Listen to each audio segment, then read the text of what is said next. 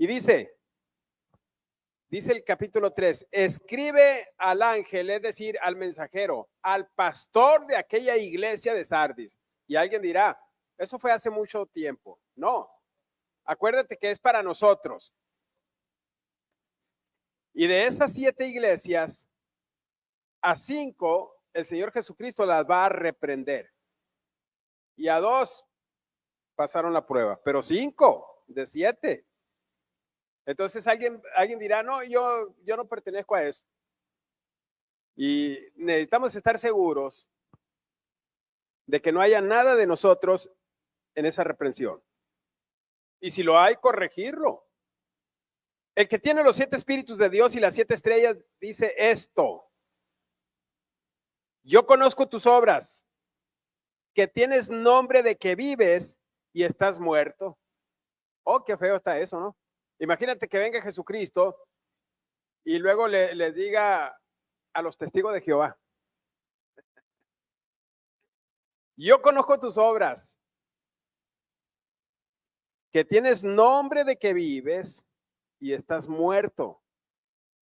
Y luego aquí viene y dice, sé vigilante, o sea, como a las vírgenes. Afirma las otras cosas que están para morir, porque no he hallado tus obras perfectas delante de Dios. Acuérdate, pues, de lo que has recibido y oído, y guárdalo y arrepiéntete. Pues si no velas, vendré sobre ti como ladrón y no sabrás a qué hora vendré sobre ti.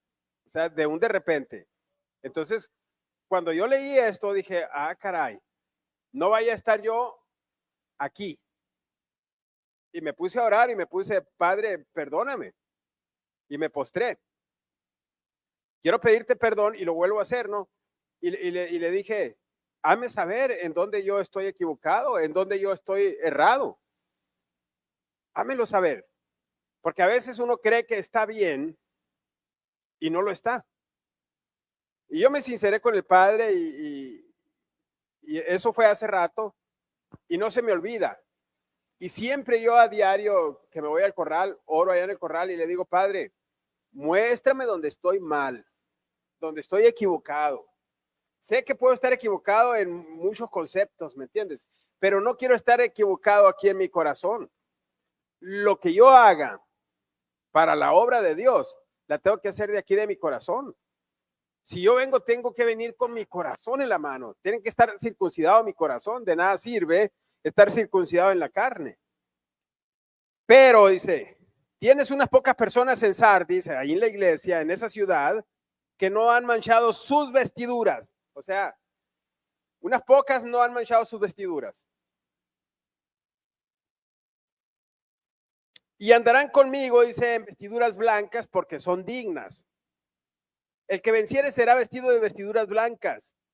No borraré su nombre del libro de la vida y confesaré su nombre delante de mi Padre y delante de sus ángeles. El que tiene oído, oiga lo que el Espíritu dice a las iglesias. Es una reprensión esto fuerte y nos llama a todos. Y yo creo que todos tenemos que decirle al Padre, Padre, muéstrame donde estoy equivocado. Y decirle a nuestro corazón, hey, no te fíes de tu propia prudencia, ama a Jehová con todo tu corazón, con toda tu alma, con toda tu fuerza, que es el Shema que oramos nosotros en cada Shabbat. Entonces, vamos a ver qué significa, para empezar, Sardis. Así se llamaba la ciudad, ¿no? Sardis, y había una sinagoga ahí donde se enseñaba la palabra de Dios, había una buena iglesia. Y significa el sol porque estaba enfocada al sol. También significa los que escapan. Significa lo que ha quedado o el remanente. Entonces, lo que ha quedado de adorar al sol, porque eran iglesias que adoraban, no la iglesia, no porque ellos adoraban a Cristo, se supone, pero toda la ciudad, ahí en la ciudad de Sardis, eran adoradores de otros dioses. Y esa ciudad de Sardis fue una ciudad muy importante durante los años, durante 2000 años, muy importante, una ciudad muy próspera. pero en el año de 1400 más o menos, después de Cristo, fue abandonada, fue desapareciendo. Era una ciudad comercial, era rica en oro, en plata, tenía grandes minas, tenía un templo, esa ciudad, a la diosa Artemisa. O sea, la gente de esa ciudad adoraban a Artemisa, excepto los que estaban en la iglesia de Sardis. Los que estaban en la iglesia de Sardis, pues servían al Dios de Abraham, de Isaac y de Jacob por medio de Jesucristo, ¿no? Eran, por decírtelo así, cristianos, y eran pocas. Pero los demás adoraban a esta diosa, la diosa Artemisa, también conocida en otras partes como Cibeles. Esa que va jalando una carreta con leones ahí, la vas a ver ahí en la Ciudad de México, ¿no? No sé si por el Paseo de la Reforma. Que Cibeles tenía un sacerdote llamado Atis y tenía una corona de 7 picos. Y Atis, ese eunuco o ese sacerdote, de ahí se basaron, nomás que no traje las imágenes, no te las quise poner, para hacer la estatua de la libertad en Estados Unidos. Así se llama, ¿no? La estatua de la libertad. Entonces, la estatua de la libertad en Estados Unidos, yo ya te lo mostré en una ocasión, aquí te mostré la fotografía de la estatua de la libertad, así de cerquitas. No es una mujer, tú lo viste, tú no sé si recuerdas, es un hombre, es un sacerdote castrado, ¿no? Que se basaron ahí y la pusieron en Estados Unidos con algún propósito, ¿no? Y por eso tiene aquí la rueda aquí arriba, ¿no? Entonces no es la señora Libertad, sino es el señor Libertad que está ahí, ¿no? Que era un sacerdote de estas diosas. De ahí se basaron. Entonces, los cristianos que estaban en esta ciudad de Sardis, dice que algunos no ensuciaron sus ropas. Entonces, es importante mantenerse con ropas emblanquecidas, pero no se refiere a ropa blanca como la camisa que yo traigo, no. Allá en tu corazón está la ropa emblanquecida, ¿no? Esa ciudad tenía un pasado muy glorioso y era mucho orgullo decir, vivo en Sardis, ¿no? Así, era mucho orgullo. Es como si te preguntaran aquí en Nogales, ¿y de qué barrio eres? De aquí de Terranova, enseguida de Casablanca, ¿no? Así medio lo dices así, ¿no? Entonces, esa ciudad era una ciudad así de la alta high. Había un rey en ese lugar de Sardis que los judíos lo llamaban Gog, allá 700 años antes de Cristo. Y Gog, sabemos que en la Biblia es un poderoso que se levantará contra nuestro pueblo, contra nosotros, al final de los tiempos. Él se va a levantar contra nosotros, los que somos Israel. Entonces, esa capital era del reino de Lidia. La ciudad de Sardis era capital de ese reino. Y con el paso del tiempo, esa ciudad fue muriendo poco a poco. La iglesia que había ahí en Sardis, a quien se le escribe, fue muy gloriosa, tuvo una gloria tremenda, un avivamiento, había un gran avivamiento ahí, que esas iglesias, la mayoría provenían de Éfeso, de un avivamiento que hubo ahí. Pero esa iglesia, fíjate bien, nos está diciendo Apocalipsis, ¿qué pasó? Fue muriendo poco a poco, estaba como muerta. Y la ciudad estaba en una colina y fue conquistada 5 veces porque se descuidó en su vigilancia. Y así hay iglesias que descuidan su vigilancia y viene el enemigo y empieza a entrar con ideas equivocadas, enseñanzas equivocadas y empiezan a morir, ¿no? La iglesia de Sardis, igualmente, ¿no? Había comenzado con ese gran avivamiento de Éfeso, pero no avanzó. Se quedó viviendo en glorias pasadas. Es decir, las mismas enseñanzas no avanzaron en un conocimiento nuevo. Y hoy he visto yo parte del cristianismo que están en las mismas enseñanzas, las mismas predicaciones, no avanzan hacia un conocimiento nuevo, no buscan lo nuevo, no lo nuevo, porque no hay nada nuevo debajo del sol, ¿no? Pero no buscan un mayor conocimiento. Entonces, empiezan a morir ya no caminaban en la fe, y todo el mundo aquí sabemos qué es la fe, sino la fe es la fidelidad a la palabra de Dios. Ellos no tenían enemigos externos que los persiguieran, no tenían falsas doctrinas como los nicolaístas o como Jezabel o como Balán, no, simplemente se fueron apagando, se quedaron en un letargo. Al principio tenían buenas obras. ¿Y qué pasó? Dice, yo conozco tus obras, que tienes nombre de que vives y estás muerto. Y así hay muchas iglesias que se apagan. Y yo le dije, Padre, yo no quiero apagarme. Ciertamente a veces los pastores nos cansamos, pero tenemos que estar buscando nuevas sangres que van brotando, o los jóvenes, ¿no? Entonces no podemos apagarnos.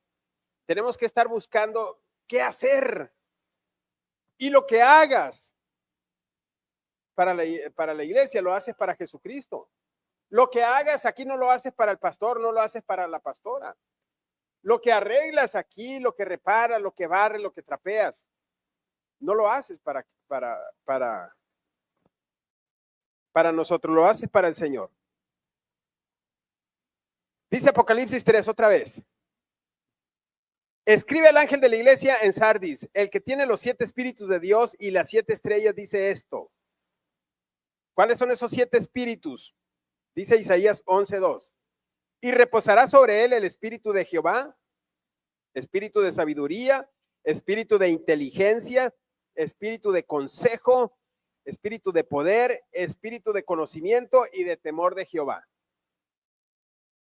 Yo he estado orando y le he pedido al Padre, Padre, yo quiero que reposen también en mí esos espíritus. Quiero que tener inteligencia, ser inteligente, ser sabio, poder dar consejo, que haya conocimiento y sobre todo que haya temor de Jehová. Que siempre esté el temor de Jehová en mí.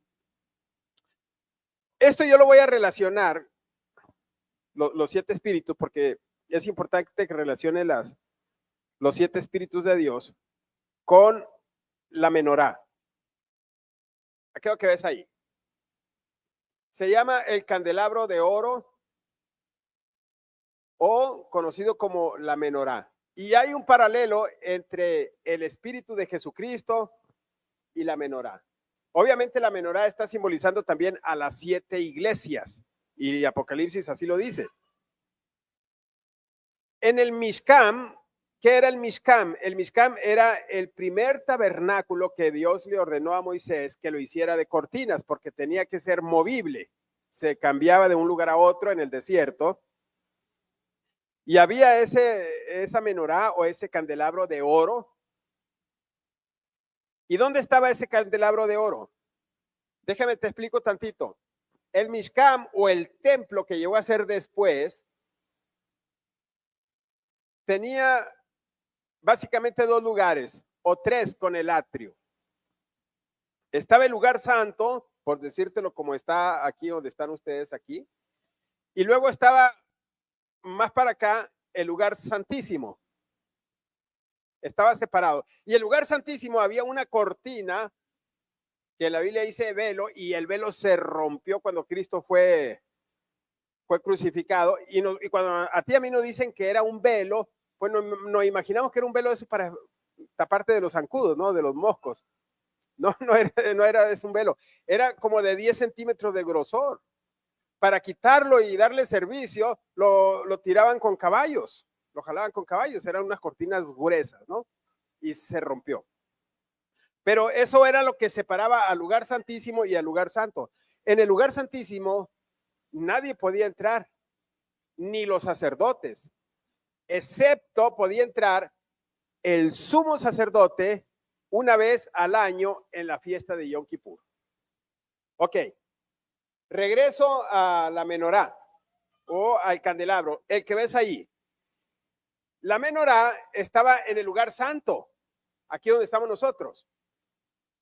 ¿Y qué más había ahí en el lugar santo? estaba una mesa con 12 panes de la proposición que se comían los sacerdotes y tenían que ser cambiados cada Shabbat. ¿Qué más había ahí? Era la mesa, todo era de oro. Había un incensario, es decir, donde quemaban el incienso, también era de oro. Esas tres cosas. En el lugar santísimo solamente estaba el arca del pacto, que era una caja cuadrada como de 1,20 m por 60 centímetros de ancho y 60 de alto. Y esa caja era de madera de acacia cubierta de oro con una tapa de oro, con 2 querubines de oro encima, ¿no? Al lados. Y dentro del arca del pacto, que está simbolizando el arca de Noé, había 3 cosas. Estaban las tablas de la ley. Y Apocalipsis menciona el arca del pacto. ¿Y qué más estaba? Estaba una olla de oro también que contenía maná. Y estaba la vara de Aarón que había reverdecido. Esas 3 cosas que están simbolizando al Padre, al Hijo y al Espíritu Santo en el lugar santísimo. Y esas 3 cosas están en el lugar celestial, que es el arca del pacto. Ok, nomás te quería decir eso. Ahora, la menorá o el candelabro de oro que estaba aquí en el lugar santo, fíjate bien, tenía que estar alumbrado siempre. Las luces esas tenían que estar encendidas siempre. No había electricidad. ¿Con qué alumbraban ese candelabro? Con aceite de oliva. Y debía estar encendido siempre, sí o sí. No se debía de apagar en el lugar santo. ¿Y quiénes eran los encargados de ponerle el aceite y que no se acabara y que no se apagara? Los sacerdotes. Ahora yo quiero que te llegue revelación, porque Apocalipsis capítulo 1, verso 6, dice que Jesucristo a ti y a mí nos hizo ¿qué? Reyes y sacerdotes para Dios su Padre. Y en Apocalipsis capítulo 1 también miramos ahí que detrás de la voz que oía Juan estaba uno, dice, había 7 candelabros de oro, había 7 de eso, y detrás de ellos, 7, estaba Jesucristo. Y le dice, el misterio de los 7 candelabros, dice, son las 7 iglesias. Entonces, ese candelabro, ¿a quién simboliza? A la iglesia, pero no simboliza estas 4 paredes que están aquí. Usted es la iglesia. Entonces, yo quiero que te vaya llegando revelación. Tenemos que estar encendidos, ¿qué? Sí o sí, siempre. Ahora, ¿cómo se debía de encender? Con aceite. ¿De dónde sacaban el aceite? Machacaban las aceitunas. Ahí te puse una mata de olivo y te puse una piedra de molino donde machacaban las aceitunas. Le daban vuelta con esa piedra para sacar el aceite, para extraer el aceite. Las aceitunas tenían que ser machacadas para poderle sacar aceite.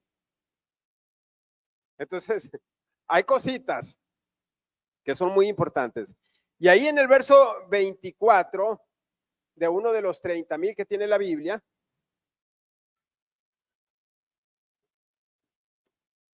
Yahweh le dice a Moisés, en el capítulo 24, verso 2, manda a los hijos de Israel que te traigan para el alumbrado, fíjate bien, aceite puro de olivas machacadas, y subráyalo, métetelo en tu corazón, que tiene que ser aceite ¿qué? Puro de olivas machacadas, para hacer arder las lámparas continuamente. A ellos les era fácil. Sembraban olivos, tenían olivares. Si tú vas a Israel, vas a ver olivos como ver mezquites aquí en esta región, como ver bellotas en esta región. Nacen solos. Y luego dice, continuamente, fuera del velo del testimonio, en el tabernáculo de reunión, las dispondrá, dice Aarón, desde la tarde hasta la mañana delante de Jehová. Es, y subraya esto también, estatuto perpetuo por vuestras generaciones.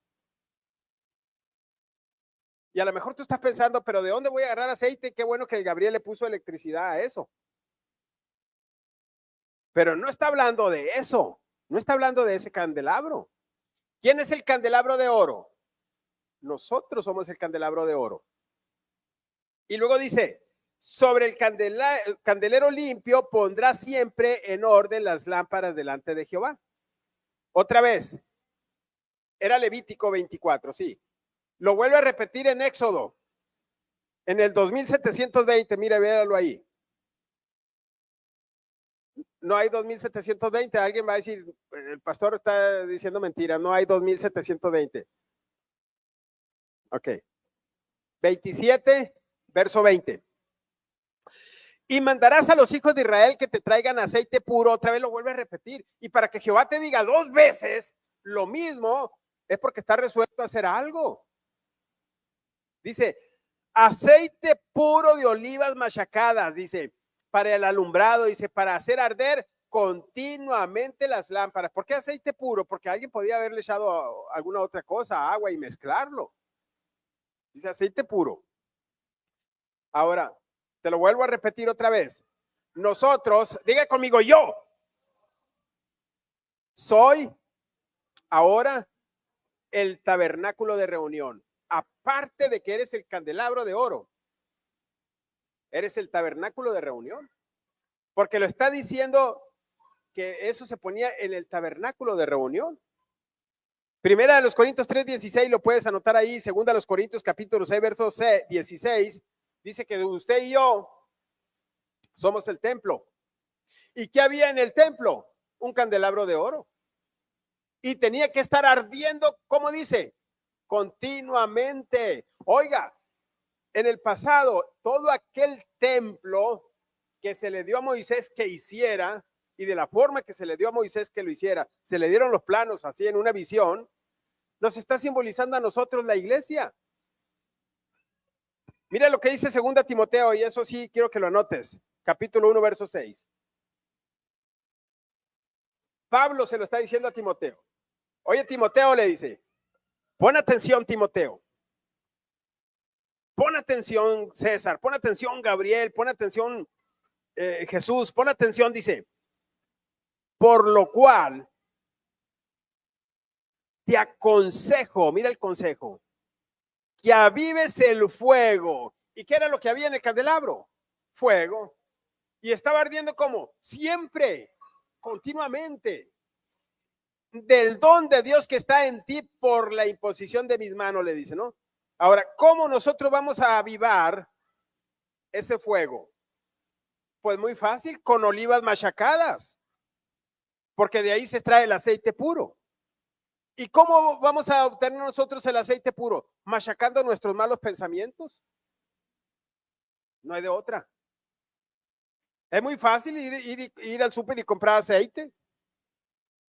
Ya lo venden. Pero no es tan fácil machacar esos pensamientos que nos están a nosotros dañando por dentro. Y es lo que tenemos, es lo que nos está aconsejando aquí. Machaca esos pensamientos que te hacen daño, dice, machácalos, dice, para que salga de ti aceite puro y mantengas el fuego del Espíritu Santo ardiendo por dentro de ti. Y es lo que es donde usted y yo nos tenemos que esforzar. Oiga, ¿usted cree que no era un esfuerzo ir a un árbol y juntar aceitunas de arriba, de abajo, y luego llevarte tu costal con aceitunas, echarlo a una piedra de molino y empezar a darle vueltas? No creas que salían chorros de aceite. Salía una migajita de aceite que había que juntarlo y había que no se te tirara. Pero se esforzaban, había un esfuerzo de aquellas gentes. Y hoy, ¿dónde está el esfuerzo de nosotros por echar fuera todos esos pensamientos, por machacar esos pensamientos, por machacar la voluntad mala que tenemos nosotros, la flojera a la palabra, la carnalidad?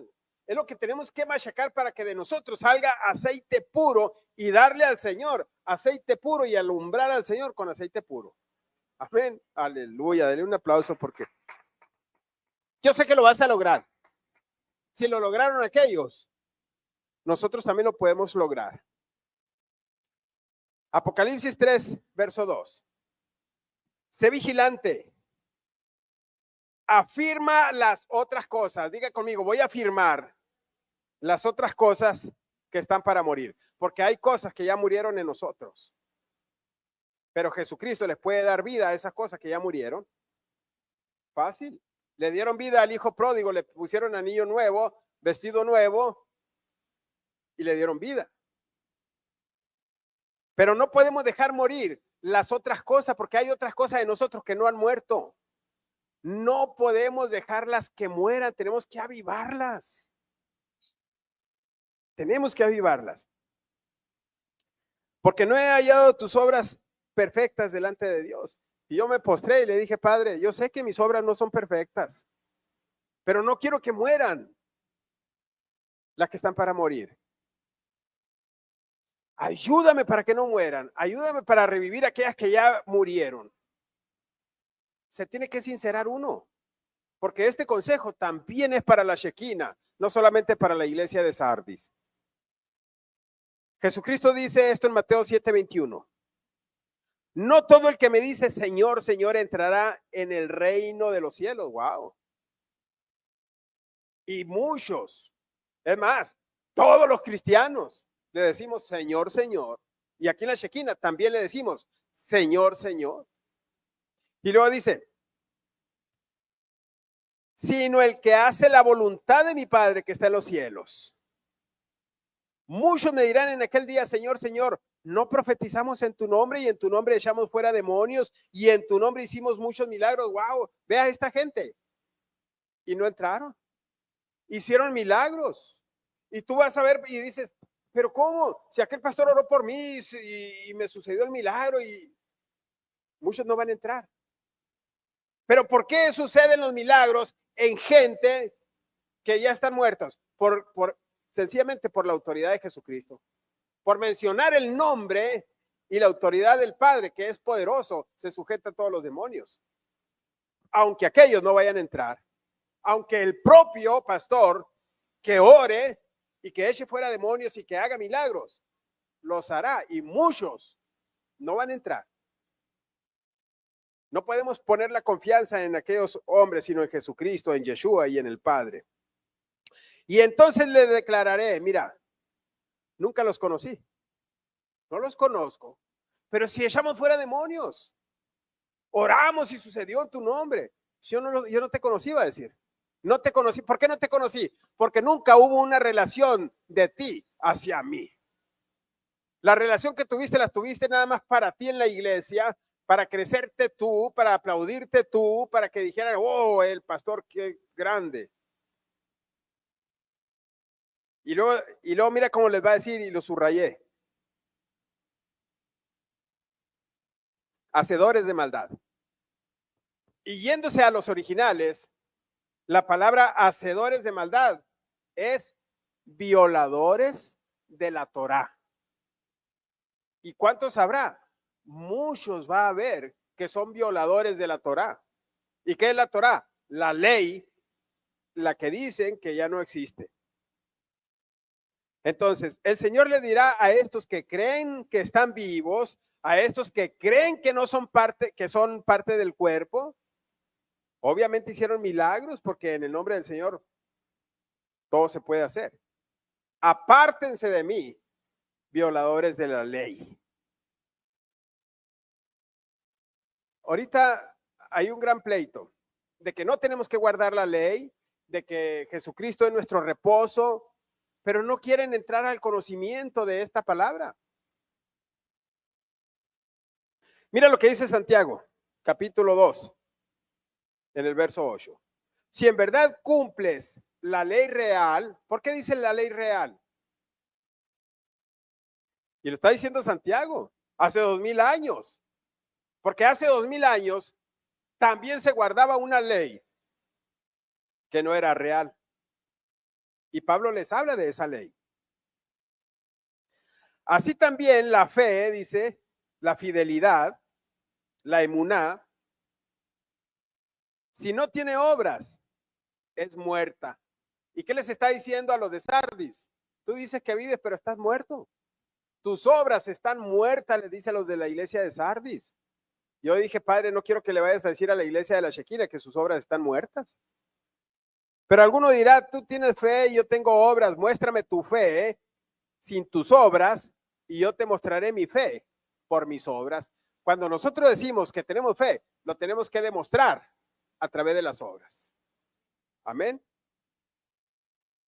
Los de Sardis tenían obras muertas. Estaban buscando su propia justicia, su propia ley. Entonces, vivir y demostrar que eres del cuerpo de Cristo, como te decía ahorita la pastora, que somos miembros del cuerpo de Cristo, aunque seas el pie chiquito, el dedo chiquito, lo que tú quieras, es hacer las obras del Padre. Dice Juan, primera de Juan 2:4. El que dice, yo le conozco y no guarda sus mandamientos, el tal es mentiroso.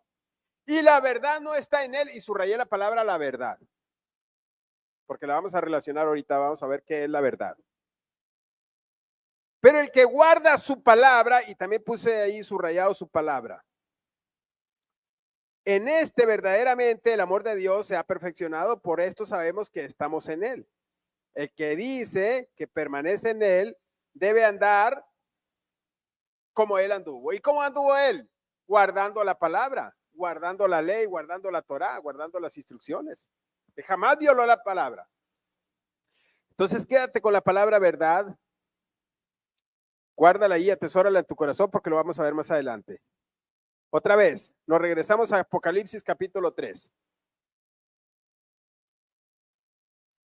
Mira la amonestación que se nos hace. Sé vigilante, nos dice. Nos está diciendo una y otra vez, sé vigilante. Y también se lo dijo a las 5 vírgenes. Las 5 vírgenes eran cristianas. Había un grupo de 10 vírgenes cristianas. 5 eran sensatas y 5 no. Las 10 esperaban al novio. 5 no entraron. Nos está diciendo una y otra vez más, hey, vigílate, vigílate tú. Porque puede ser que no entres. Afirma las otras cosas que están para morir, dice, porque no he hallado tus obras perfectas delante de Dios. Y yo aquí le digo a todo el mundo, hey, no te fijes en el pastor, fíjate en ti, que tu relación esté con el Padre, que haya una relación ahí siempre y que siempre tu candelero esté alumbrando, porque puede ser que el candelero del pastor no esté alumbrando. Hay que estar alumbrando, hay que preocuparse por uno mismo aquí, en este sentido. Acuérdate pues de lo que has recibido y oído, dice, guárdalo y arrepiéntete. ¿De qué nos vamos a arrepentir? De las cosas muertas que hay en nosotros y llegar y vivificar aquello que dejamos morir. Arrepentirse es regresar a la Torá. Torá es ley, Torá es instrucciones, Torá es la palabra, Torá es la verdad. Pero tienes unas pocas personas en Sardis que no han manchado sus vestiduras. Vamos a ver qué son esas vestiduras. El Padre siempre nos va a enseñar algo en lo natural, en el mundo físico, para representarnos lo que hay en lo espiritual, que es un reflejo de lo espiritual. Adán y Eva, mire, fueron vestidos con pieles porque sus vestiduras, te lo decía la pastora la vez pasada, eran de higuera y no pudieron cubrirse, se vieron desnudos. El Padre los tiene que vestir ahí. José recibió una túnica de su padre Jacob de diversos colores. El hijo pródigo, cuando regresa a casa, ahí que la parábola que da Jesucristo, que son las 10 vírgenes, ¿qué es lo que hace el padre cuando el hijo pródigo se arrepiente y va a su casa? ¿Cómo vendría el hijo pródigo? Olía a cerdo. La pastora sabe muy bien a cómo huelen los cerdos. Criamos cerdos, les dimos comida a los cerdos. No huelen bien. Así venía el hijo pródigo. Pero el padre no lo dejó entrar a la casa con ese olor, ni con ese vestido. ¿Qué fue lo que hizo el padre? Le cambió el vestido. ¿Cuándo se lo cambió? Cuando aquel se arrepintió. No se lo cambió antes. No se lo va a cambiar a nadie cuando no se arrepiente a alguien. Cuando uno se arrepiente y que busca al Padre y que le dice al Padre, muéstrame donde estoy equivocado, corrígeme donde estoy equivocado. Te aseguro que el Padre te pone vestido nuevo, te pone anillo, mata el becerro gordo y te empieza a ir súper bien. Amén. Pero es lo que tenemos que hacer. Sofonías 1:8. Casi nunca hemos ido a Sofonías, pero vamos a ver qué dice Sofonías. El profeta Sofonías, aquí hay una profecía importante y dice este profeta: y en el día del sacrificio de Jehová, castigaré a los príncipes. ¿A quién va a castigar? A la gente de él, no a la gente extraña. Y a los hijos del rey. ¿Hay hijos del rey aquí? Amén. Pero hay un castigo, mira, hay un castigo. Y a todos los que visten vestido extranjero. Wow. Tenemos que estar nosotros a la expectativa con esta profecía. Que no haya en nosotros un vestido extranjero en nosotros. Imagínate, el padre organiza una fiesta y es bíblico, hay una gran boda, manda a traer invitados de aquí, de allá y de todas partes. Y fueron muchos los llamados, pero había uno que no estaba vestido apropiadamente y fue invitado y fue a la boda, y muchos van a ir a las bodas del Cordero porque son invitados. Vamos a ver qué pasa ahí en Mateo 2211, capítulo 22, verso 11. Vamos a ver qué pasa. Y entró el rey para ver a los convidados, a los que había invitado, y vio ahí a un hombre que no estaba vestido de boda. Hey, ¿hay vestido de boda?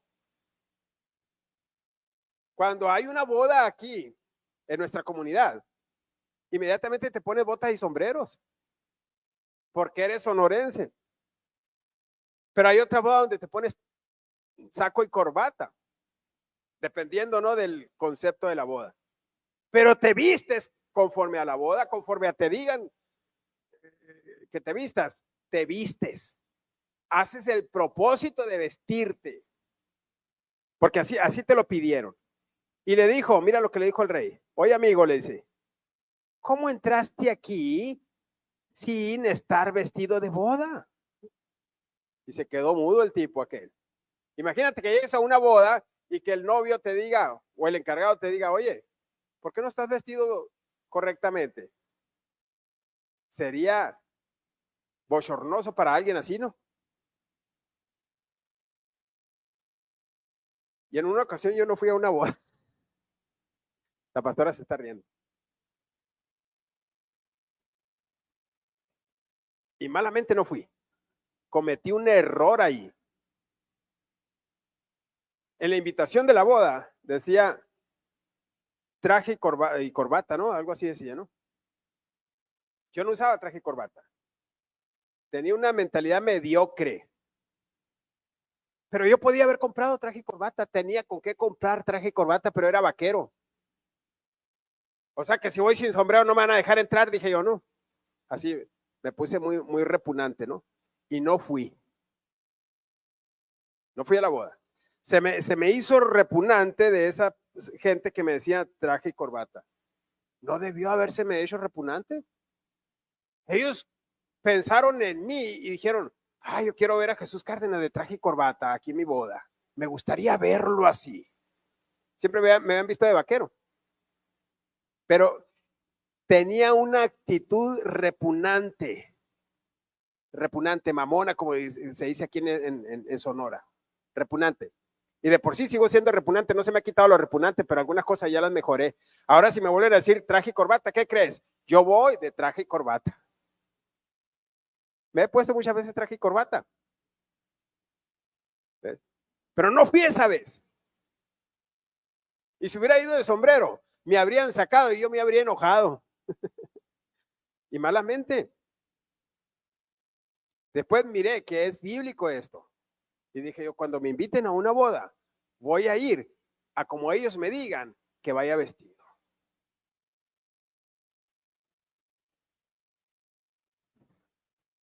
Él enmudeció. Entonces el rey Le dijo a los que servían, átenlo de los pies y de las manos y échenlo en las tinieblas de afuera. Ahí será el lloro y el crujir de dientes.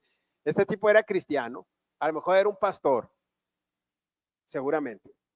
Porque muchos son llamados y pocos los escogidos. ¿Por qué? Hey, abusado. La salvación se pierde. No sé si nos están diciendo, hey, procura vestirte. Hay que procurar vestirnos. Efesios 4, verso 24. Vístanse del nuevo hombre creado según Dios en justicia y santidad de la verdad. Hey, ¿cómo nos vamos a vestir? En justicia. ¿Y en qué más? Y en santidad de la verdad. ¿Y dónde quedó la gracia de la que habla el mundo cristiano allá afuera? Andamos por gracia y no. ¿Dónde quedó? Ahí está. Eso también se llama gracia. ¿O no se llama gracia eso? ¿Acaso la santidad no es parte de la gracia? Así que atención, porque mira, hay una lucha espiritual. Y Pablo se lo dijo a los Efesios en el capítulo 6, verso 12. Y es importante, mira, estar listos para defender a los tuyos. Porque tú tienes descendencia, tienes hijos, tienes nietos, tienes amigos, tienes hermanos, tienes parientes que los tienes que defender. Por eso está escuchando aquí la palabra. Estamos ahorita en una batalla de los últimos tiempos. Todo lo que estás viendo en lo físico, mira, está precedido por lo visible en el mundo espiritual. Las guerras, rumores de guerra, todo eso que se está viendo. Hay una lucha espiritual tremenda. Ahora, anoté esto. Si hay un caos en el mundo que ves, es importante identificar la causa. Cuando yo veo que me rodea el caos y algunas cosas que me acontecen, inmediatamente me pongo a identificar la causa, porque muchas veces he sido el culpable, así como en esa boda que me invitaron y que me puse los moños y que no quise ir. Muchas veces he sido el culpable y me pongo a identificar. Romanos 13:12 dice, la noche está avanzada, se refiere a que hay mucha tiniebla ahorita en el mundo, y se acerca el día. Desechemos pues, dice, las obras de las tinieblas, y otra vez nos dicen, y vistámonos las armas de la luz. Hay armas espirituales de las que tenemos que estar usted y yo vestidos. A lo mejor no tenemos éxito en algo, en algunas partes. En algunas cosas quizás estamos bien, en otras no. Pero Satanás no debe de quedarse con ninguna pezuña. Así le dijo Moisés a Faraón. Ninguna pezuña de mi ganado te voy a dejar, nada. Y no podemos dejarle nada a Satanás de lo que Dios nos ha dado a nosotros. Absolutamente nada. Tenemos que luchar por aquello que Jehová nos ha prometido. Entonces, Efesios 6:10 dice, por lo demás, hermanos míos, y se lo está diciendo la Shekinah, fortalécete en el Señor y en el poder de su fuerza. Vístete de toda armadura de Dios para que puedas estar firme contra las acechanzas del diablo. Hey, si no estamos firmes, si no estamos vestidos de la armadura de Dios, es imposible hacerle frente a las acechanzas del diablo. ¿Y cuántos han tenido acechanzas? Yo soy el número 1 que he tenido acechanzas de Satanás. Ahora, si nosotros nos vestimos de la armadura de Dios, le vas a poder hacer frente. Si no, no. ¿Cuál es la armadura de Dios? Porque no tenemos lucha contra sangre y carne, dice, sino contra principados, contra potestades, contra los gobernadores de las tinieblas en este siglo, contra las huestes espirituales de maldad en las regiones celestes. Hay una lucha espiritual contra ti. Y muchos no se han dado cuenta. Ahora, la vestimenta de un soldado romano, cuando Pablo escribió esto, era más o menos ahí te puse un soldado romano. Tenía un escudo, tenía una coraza de hierro, tenía una espada, pero es imposible que Pablo estuviese hablando de un soldado romano. Los romanos tenían oprimido al pueblo de Dios y no había una buena relación con Pablo. Entonces, la lucha es espiritual en los lugares celestiales, nos está diciendo Pablo. Y para poder luchar contra esos enemigos, ocupamos la armadura de Dios. Vestirnos de esa armadura.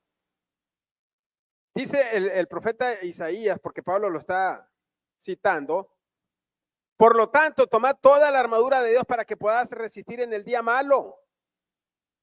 Mira, hay un día malo. Y habiendo acabado todo, estén firmes. Estad pues firmes, ceñidos vuestros lomos con la verdad. Vístete con la coraza de justicia. Cálzate los pies con el apresto del evangelio de la paz. Y sobre todo, toma el escudo de la fe, con que puedes apagar todos los dardos de fuego del enemigo. Yo lo quiero volver a leer esto, porque esta es la vestidura que el Eterno nos está diciendo que tenemos que tener para poder apagar las acechanzas del enemigo. Porque le digo una cosa, vienen acechanzas, vienen días malos y los hemos tenido. A veces se nos ha dificultado apagar el día malo, se nos ha dificultado apagar los dardos del enemigo. ¿Por qué? Porque no estamos vestidos apropiadamente. Si el soldado romano que te presenté ahí nos trajera la coraza de hierro que trae ahí, por donde quiera le iban a entrar las flechas.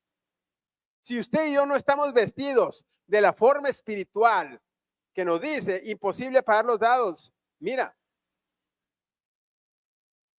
firmes, ceñidos vuestros lomos con la verdad. ¿Con qué nos vamos a ceñir? Con la verdad. Y ahorita vamos a ver qué es la verdad. Vístete con la coraza de justicia. Cálzate los pies con el apresto del evangelio de la paz. Es importante estar evangelizando. Y toma el escudo ¿de qué? De la fidelidad a la palabra. Cámbialo por fidelidad. Toma el yelmo de la salvación. La espada del Espíritu, ¿qué es la espada del Espíritu? La palabra. Imposible hacerle frente a las huestes celestiales si usted y yo no tenemos palabra, si no conocemos palabra, si no estamos constantemente, día tras día, leyendo la palabra de Dios. ¿Cómo? Es imposible hacerle frente. Es imposible. Tenemos que tener la lámpara encendida, sí o sí, todos los días.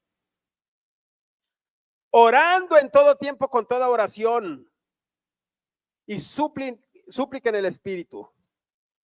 Velando en ello con toda perseverancia y súplica por todos los santos. Y por mí, dice, a fin de que al abrir mi boca me sea dada palabra para dar a conocer con denuedo el misterio del evangelio, por el cual soy embajador en cadenas, que con denuedo hable de él, como debo de hablar. Dice Isaías 59, va a decir lo mismo porque Pablo lo estaba citando. De justicia se vistió como de una coraza, con yelmo de salvación en su cabeza, tomó ropa de venganza por vestidura y se cubrió de celo como de manto. Oh Jehová, dice, levántate ahora para habitar en tu reposo, tú y el arca de tu poder. Oh Jehová, dice Dios, sean vestidos de salvación, o sea, de Yeshua tus sacerdotes. Eso significa salvación. Sean vestidos de qué? De Yeshua. Y tenemos que estar vestidos. ¿Cómo se vestía un sumo sacerdote? Porque había ordenanza para la vestimenta de los sacerdotes. No podían entrar en el templo vestidos como les daba la gana, no. Jehová el Señor ordenó que se vistieran de una forma especial, y lo que hay en lo físico, ahora lo tienes que aplicar a lo espiritual. Tenía el sumo sacerdote, por ejemplo, 2 piedras de ónice aquí en los lados. Casa de Israel y casa de Judá. El pectoral del juicio con 12 piedras con los nombres de cada uno de los 12 príncipes. La mitra allá arriba, de lámina de oro. El efod, un como tipo de chaleco que tenían aquí así. Y el cinto, un manto azul, túnica blanca. Era algo especial lo que tenían ahí. Tan es así que cuando vinieron los griegos, Alejandro Magno quedó impresionado con la vestimenta del sumo sacerdote. Dijo, ¿qué es esto? ¿Qué cosa tan más maravillosa? Pero esa vestimenta es algo espiritual para nosotros que representa algo. Está representando a Jesucristo ahí. Así vendrá Jesucristo con esas vestimentas. Y en los hombros trae cargado al pueblo, a las 12 tribus, y las trae aquí enfrente, en engastes de piedras preciosas. Ahí estamos tú y yo. En estas piedras que estás viendo aquí, en estas 12 piedras, ahí estamos tú y yo. Y también estamos aquí en sus hombros. Ahí nos trae el Señor. Era una vestidura de honor, de decencia. Dice Éxodo 28:4.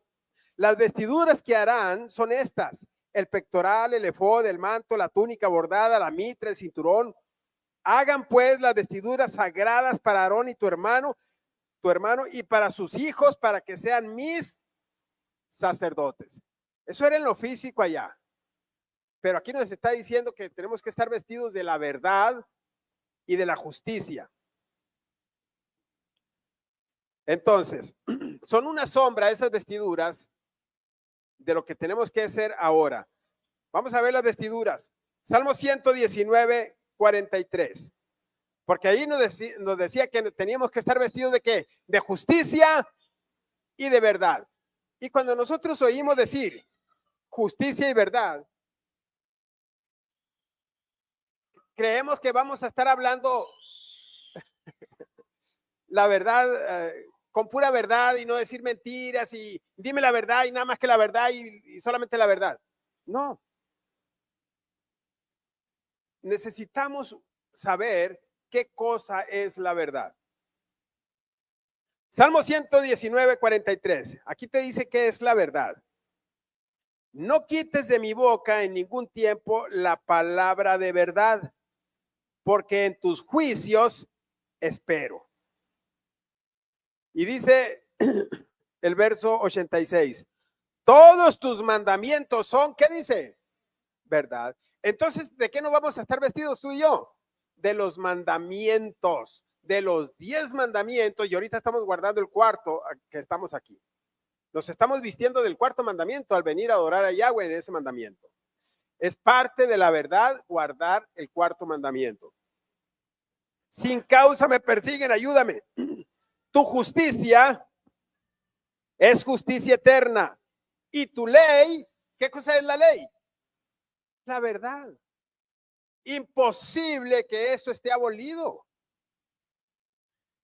Mira lo que dijo Jesucristo, Juan 8:32. Conocerás la verdad y la verdad te hará ¿qué cosa? Libre. ¿Y qué dijimos que era la verdad? Diga conmigo, la ley. ¿Y qué es la ley? Así simplemente los 10 mandamientos, incluyendo el cuarto.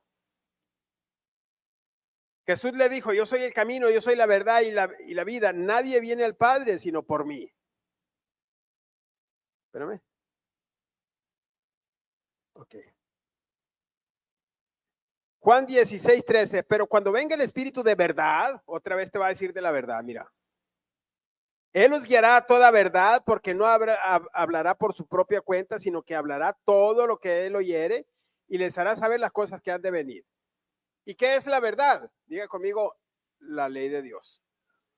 Entonces, cuando alguien te diga, háblame con la verdad, tú le vas a empezar a sacar los 10 mandamientos y que te discutan. Juan 17:17, mira, santifícalos en tu verdad. Cuando nosotros guardamos la ley, ¿qué estamos haciendo? Nos estamos santificando. Tu palabra es verdad. En el principio era el verbo y el verbo era con Dios y el verbo era Dios. Quiero ver los atributos de la Torah, la ley. Quiero aclararte esto, porque me preguntaban precisamente antier, ¿qué es Torah? Me dijeron. Torah es la ley. Cuando yo hablo de la Torah, estoy hablando de los 5 libros de la Biblia, los 5 primeros. Y esos 5 primeros libros de la Biblia traen los 10 mandamientos, que se desglosan en 613 también mandamientos. Pero los 10 mandamientos tenemos que estarlos guardando sí o sí para que tu candelabro esté encendido siempre. Ahora vamos a ver, porque alguien te va a decir, es que Cristo es la verdad. Aquí estamos viendo que la ley es la verdad, pero vamos a ver eso. Es importante que usted conozca esto. Mira, la Torá o la ley o las instrucciones de Dios es lo mismo. Fíjate bien, dice que es luz. Isaías 51:4, mira. Estén atentos a mí, pueblo mío, y oídme, nación mía, porque de mí saldrá la ley y mi justicia para luz de las naciones. Entonces, ¿qué es la ley? Luz a las naciones. ¿Y qué es la ley? La Torá. Entonces, ¿qué es la Torá? Luz a las naciones. ¿Y qué es la ley y la Torá? Instrucciones, mandamientos. Los 10 mandamientos son luz ¿a quién? A todo el mundo, a la Torá. Por eso es importante guardar el cuarto mandamiento. Nosotros estamos celebrando aquí el cuarto mandamiento. Procuramos guardarlo a como podamos, a como nos sea posible. Es importante guardar las 7 fiestas que están en Levítico. Son fiestas proféticas, son actos proféticos, son espacios sagrados. Y son luz. Cuando nosotros estamos guardando las fiestas de Yahweh, son luz hacia nosotros, hacia nuestras vidas, hacia nuestros hijos. Mira lo que dijo Jesucristo. Juan 8:12. Otra vez Jesús les habló diciendo, yo soy la luz del mundo.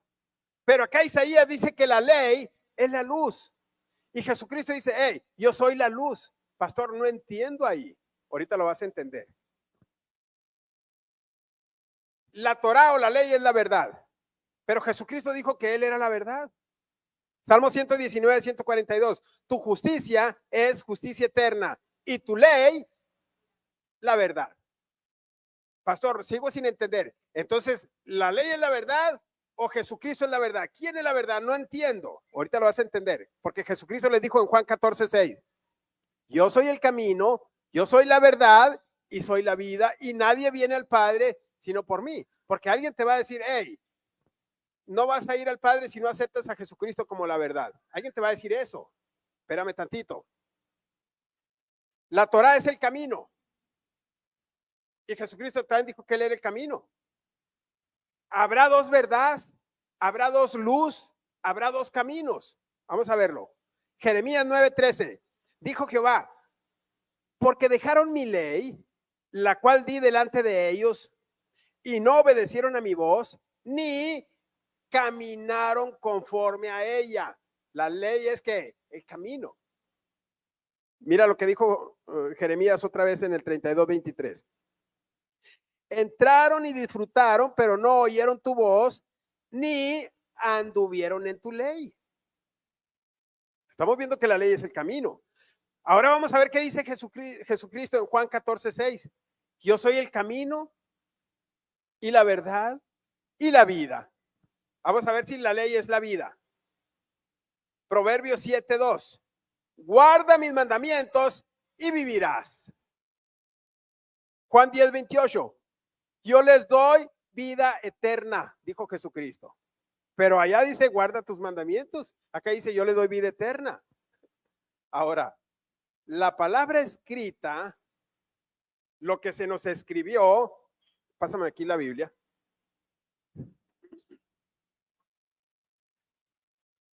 Aquí sobre todo los primeros 5 libros, es la Torá, es la ley, es la vida, es la luz, es el camino, no es el Corán el camino, no es el Corán la luz. Ahora, esta que ves aquí, estos primeros 5 libros, ¿qué crees? Se hicieron carne. Pastor, no entiendo que se hicieron carne. ¿Cómo dice usted que se hicieron carne? Mira, Juan 1:1. En el principio era el verbo. La palabra verbo es lo mismo que palabra, es lo mismo que ley, es lo mismo que escritura. Y el verbo era con Dios y el verbo era Dios. Este era en el principio con Dios. Y aquel verbo fue hecho carne. Pero a lo mejor tú te estás imaginando, como eres sonorense y traes hambre y te estás imaginando unos tacos de carne asada. Ya estoy cerrando aquí. Juan 1:1, otra versión RCB. En el principio ya existía la palabra, lo voy a decir diferente aquí. La palabra estaba con Dios y Dios mismo era la palabra y la palabra se hizo carne. ¿Y qué significa que se hizo carne? Significa que esa palabra que usted ve aquí, esos 10 mandamientos que ves aquí, nacieron en un cuerpo que se depositó en la Virgen María. ¿Ya lo entendió? Entonces, Jesucristo y los 10 mandamientos son lo mismo. Tienes que obedecer esto que está aquí para que puedas obedecer a Jesucristo mismo. Entonces podemos decirlo nosotros así cuando leamos Juan 1:1. En el principio era el verbo, en el principio era la palabra, en el principio era la Torá, en el principio era la ley, en el principio era la escritura, en el principio era Jesucristo y Yeshua el Rey. Se me olvidó ponerlo ahí. Te tengo una perla ya para irnos. El cuerpo humano, los que son doctores y enfermeros aquí, me van a entender. Es una Torá. Así. Es una ley. La ley aquí tiene 613 mandamientos. 613. 10 de ellos están escritos en piedra. ¿De acuerdo? Ok. Son 613. Nuestro cuerpo está compuesto de 248 miembros. Y hay 248 mandamientos positivos. Hay 300 tejidos conectivos que conectan a esos miembros. Y hay 365 prohibiciones aquí en la Biblia. Y si tú sumas 248 más 365, te va a dar a 613 mandamientos. Cuando tú partes una granada de tamaño regular, cuéntale las semillitas, son 613, que es algo profético. Cuando Moisés manda a los 2 espías a la tierra prometida, van a venir con higos, granadas y con uvas. Entonces Yahweh nos hizo, fíjate bien, con un diseño basado en la Torá. Somos una Torá nosotros, somos una Torá andante, es decir, a imagen y semejanza de Dios. Por eso ahora tú vas a entender en Hechos 26:14, cuando a Pablo se le aparece Jesucristo, le dice: Saulo, Saulo, ¿por qué me persigues? Dura cosa te es dar cosas contra el aguijón, porque el aguijón es Jesucristo, Jesucristo es la ley, Jesucristo es la Torá, Jesucristo es la instrucción. Y cuando alguien está diciendo que no obedezcas a la ley, está diciendo no obedece a Cristo, porque Cristo y su Torá, Cristo y su ley, uno son. Y tenemos que estar encendidos siempre el candelabro. Amén.